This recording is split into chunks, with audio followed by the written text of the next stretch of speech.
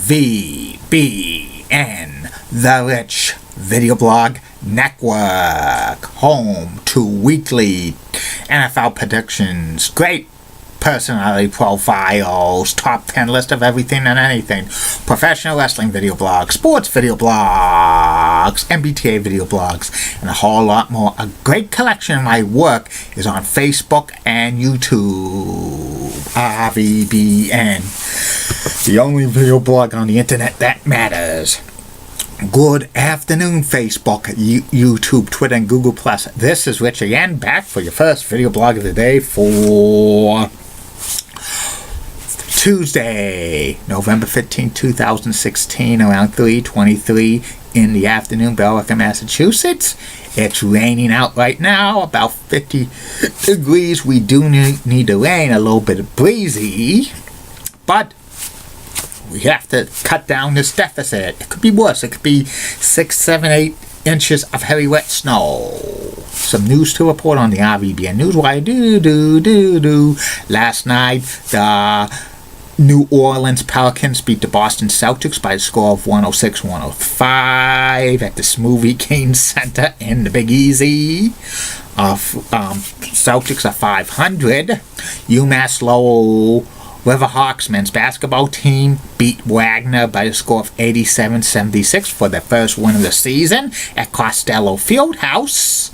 And The Rock was named the sexiest man alive by People's Magazine 2016. Congratulations to him. The Rams will be starting Jared Goff at quarterback Sunday. And prayers to former WCW champion and former WWE superstar Vader, who was told recently by the doctors he might have only 2 years left to live because of congestive heart failure. So prayers to him. And that's about it on the news on the RVBN Newswire. Be back in a flash. Get out! You're so sweet, 'cause they're cute. I'm doing good. I know. Want to put a wager on that, Richie? This action will not be tolerated at BMHS. Go find something to do. I don't care about game shows. Are you writing a book? Great quotes only on RVBN. I'm back. My first video blog subject of the day is about the late great former professional wrestler Adorable Adrian Adonis. Adorable Adrian Adonis had a 14-year career in the world of sports entertainment, and he was known for his run in the WWE, playing a feminist character towards 1986 and 1987. Adrian Adonis' real name was Keith Frankie Jr. His father was Keith Frankie Sr. was a professional wrestling manager. And he was born and grew up in the Buffalo, New York area. He was trained to be a professional wrestler by Freddie Atkinson, who was known for being a referee in Toronto, Canada, in Maple Leaf Wrestling. Keith Frankie made his debut in 1974. He appeared in several regional territories, mainly in the Northeast and the Southwest. By late 1970s, he took the gimmick of Adrian Adonis, who was a street thug from Hell's Kitchen in Brooklyn, New York. Around 1979, Adrian Adonis was paired up with Jesse the Body Ventura in the AWA, and they were the East-West connection because Adrian Adonis was from the East and Jesse the Body Ventura was from the West. He was built from San Diego, California. And the East-West connection dominated the AWA World Tag Team title scene in 1980 and early 1981. They beat Vern Gagne and Mad Dog Vachon for the AWA World Tag Team Championship in the summer of 1980 under the gimmick that Vern Gagne didn't show up for the match. In reality, Vern was on vacation in Europe, and Adrian Adonis and Jesse the Body Ventura were like breaking the rules, and they were a very great heel tag team. They dropped it to the High Flyers, who were like Greg Gagne and Jim Brunzell in the middle of 1981. Then Adrian Adonis went to the Northeast New York, to the WWF, and he was paired with Classy Freddie Blassie as a manager, because all the heels who went to the WWF would always get a manager. It would alternate who would they pick as managers, and Adrian Adonis got a decent push. He had some great matches with Bob Backlund for the WWF World Championship at Madison Square Garden. They had a 2-match series. One went over 35 minutes, and another one went over 20 minutes with Ivan Putski, the referee. And they did the same thing in Philadelphia and in Boston. And also Adrian Adonis had some matches with Pedro Morales for the Intercontinental Championship, and he was a great worker back in the early 1980s. He and Jesse the Body Ventura actually teamed together a couple of times in the WWF, but they didn't get really too much of a push. Around like late 1982, Adrian Adonis wrestled for Southeast Championship Wrestling. He got a decent sized push, still winning a couple of championships in Western Championship Wrestling, and he actually got the belt, one of the original NWA belts that Lou Thesz owned, in a match at the Houston Summit. Adrian Adonis beat Cowboy Bob Orton for that title. Then in 1984, Adrian Adonis returns to the WWF, and he takes Dick Murdoch as his partner. They were the North-South connection. Adrian Adonis and Dick Murdoch eventually became WWF Tag Team Champions by beating Tony Atlas and Rocky Johnson in a edition of Championship Wrestling. And Adonis and Murdoch held the tag team titles for about approximately 8 months.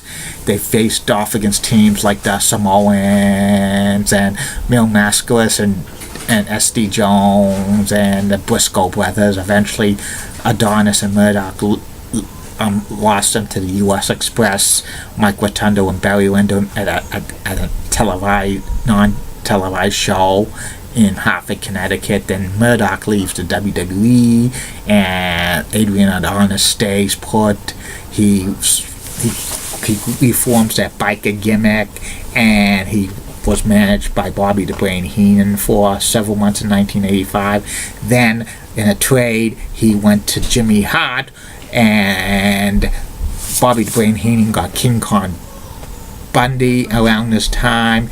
Adrian Adonis carried a suit case called Relax with Trudy. And who was Relax with Trudy?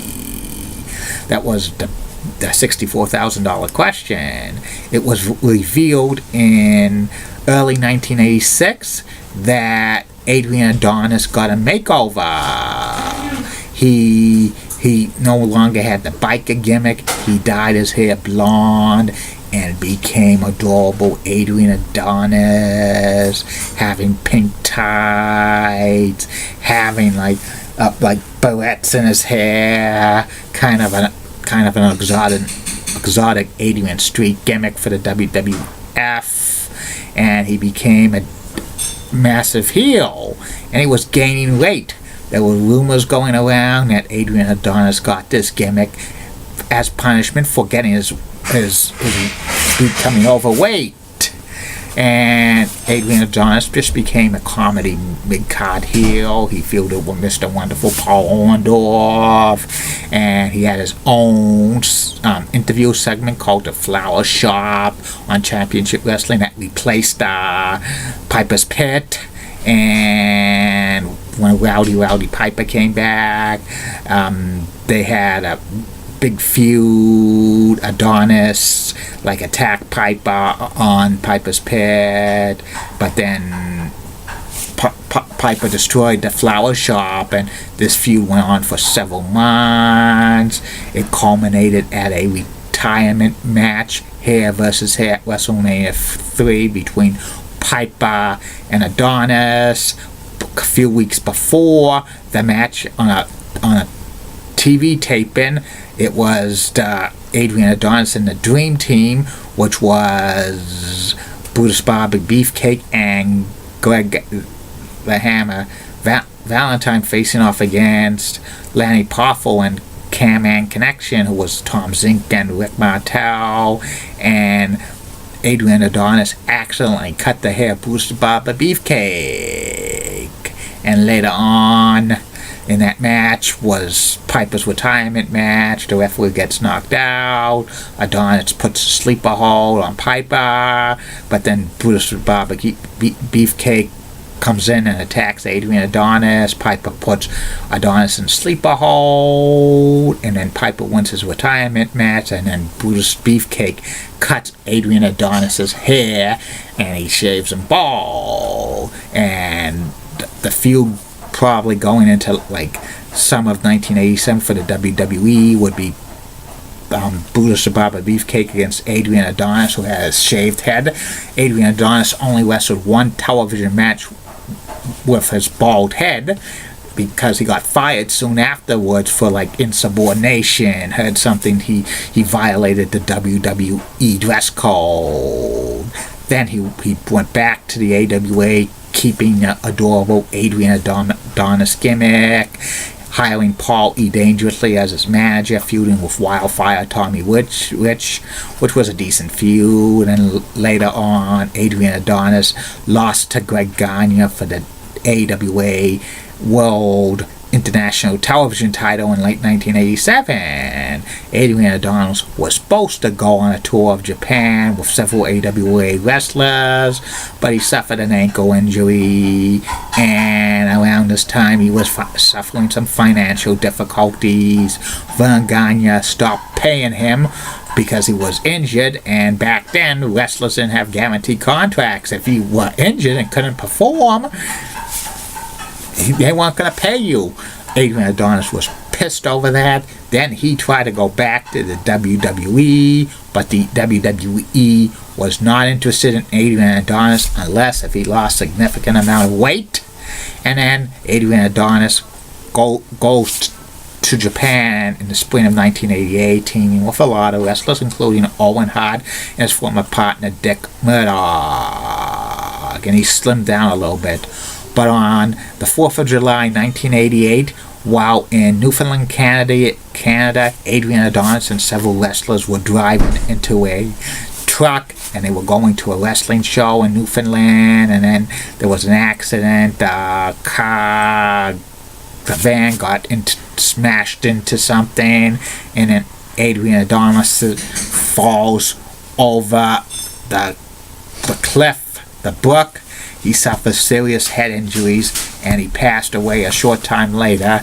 He was only 34 years old. He left behind a wife, Bea, and 2 small children. It was very, very sad. Adrian Adonis was a very, very good wrestler. He was an underrated worker in the early 1980s, and having great matches with Bob Backlund and Pedro Morales. If he kept his weight under control, he probably could have been maybe an Intercontinental Champion in the WWE in the late 1980s, but his weight ballooned, and he was stuck with this adorable Adrian Adonis gimmick, which was good, but it wasn't over-the-top character. And that's about it on that. I'll be back with the second and final video blog of the night, which will be about the Boston Bruins from 1974 to 1979. No, that team was known as the Lunchpilgan Attaché Case. This was a transition from the Big Bad Bruins, and this team was coached by Don Cherry. Keep calm, everybody. I'm with Julie Button Guy, Molly Roseblood, WCCO, Accents, Nice Likes, Elizabeth Hutt, So Stunning, She's Fast, Amy Sweezy's Awesome, Amy Linda Church of WPIX, Channel 11, New York, such a whacking cool girl, got the best like of New York City. Bobby Gibbs of ABC 11 has a sweet southern accent, and the word of the Patel last week, no best buy.